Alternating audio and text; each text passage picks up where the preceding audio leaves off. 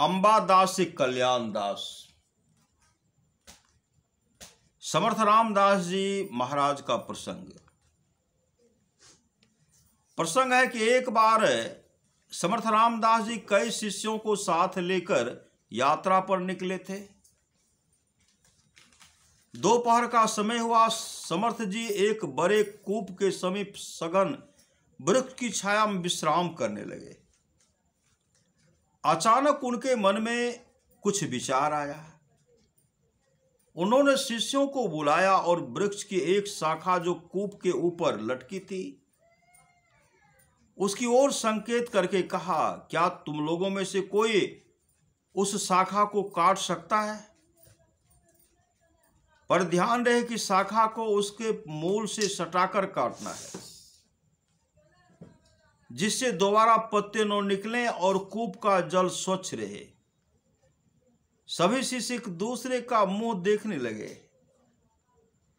क्योंकि वह शाखा जिस मोटी शाखा से निकले थे वह तो सीधी ऊपर गए थे और ऊपर गए थी। वहां दूसरी कोई शाखा थी नहीं जिस पर खड़े होकर कोई उस शाखा को मूल से काट सके।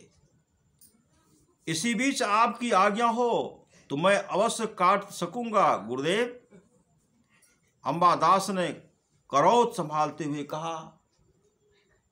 और गुरुदेव का इशारा पाते ही झट से पेड़ पर चढ़कर शाखा काटने लगे। अरे यह क्या श्री सदगुरु, अरे यह क्या, उसी शाखा पर बैठकर उसी को काट रहे हो? पता है गिरेगा तो सीधे कूप में जाएगा। गुरुदेव जी उन्हें भयभीत करके परीक्षा लेने के लिए नीचे सवाल लगाई।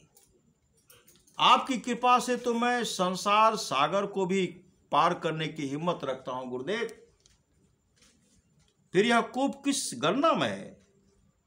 अंबादास ने शाखा काटते ही ऊपर से कहा, ऐसी बात है तो फिर काट ही डालो। समर जी धीरे धीरे बोले।